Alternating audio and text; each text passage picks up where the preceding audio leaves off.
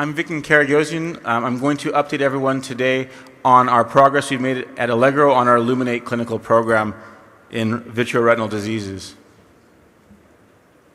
Allegro is a mid-stage biotech company located in Southern California.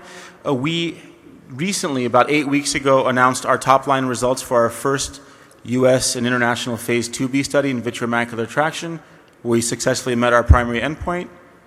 We also have multiple Phase IIb studies ongoing now in the U.S. for diabetic retinopathy, the progression of diabetic retinopathy with PVD, and in diabetic macular edema.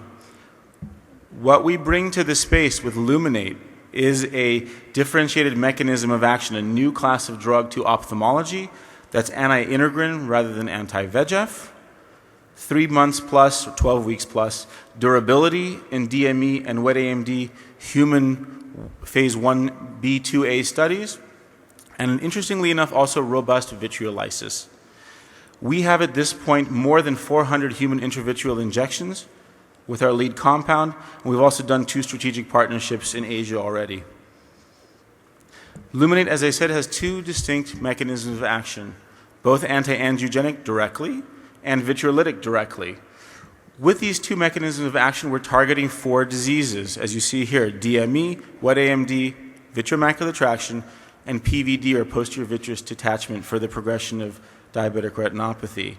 3 out of 4 of these disease targets are either in Phase IIb in the US or have already completed Phase IIb recently in the case of VMT.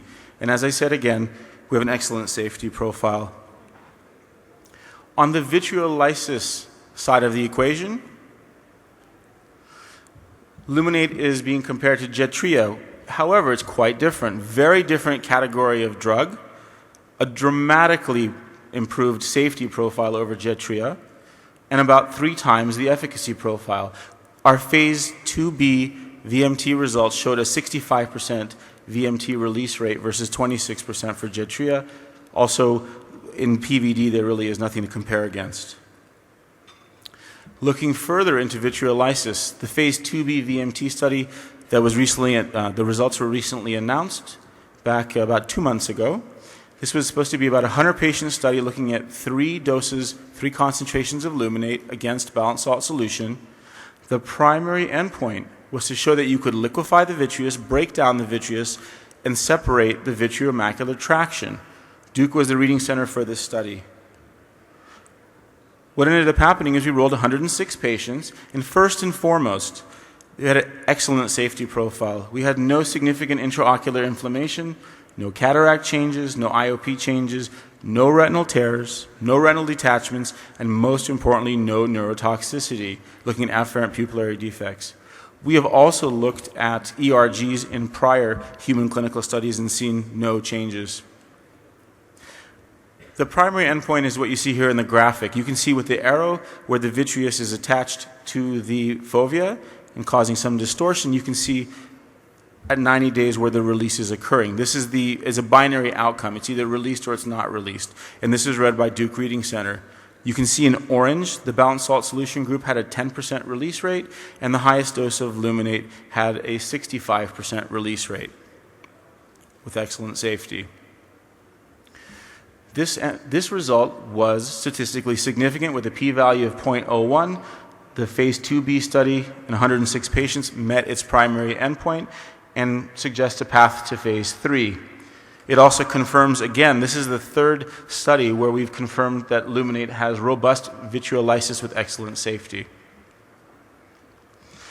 Building on the vitreolysis platform, we have a Phase IIb study underway now in the US at about 31 sites, looking at posterior vitreous detachment to be disease modifying for diabetic retinopathy. So patients with early to moderate diabetic eye disease, you would liquefy the vitreous.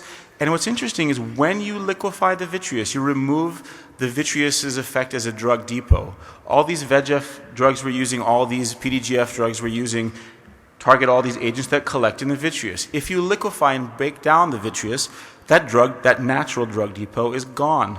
And it's very protective. In 3 years, you take these patients with non-proliferative diabetic retinopathy, and what happens over a 3-year period is that you have about a 90% protection rate for going to vision-threatening disease.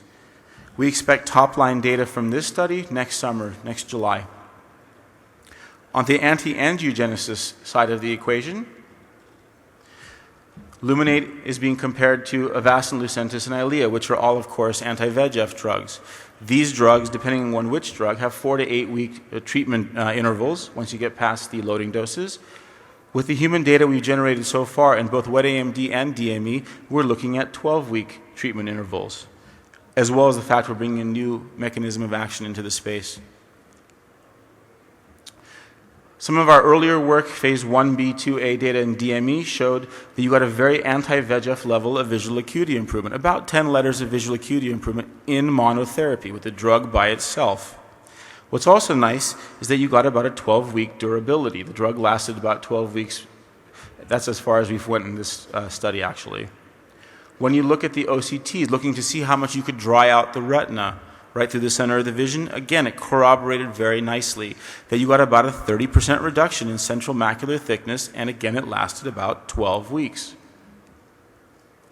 Based on that study, we're building this to, we have a Phase IIb DME study called the Delmar study. This is our second concurrent active U.S.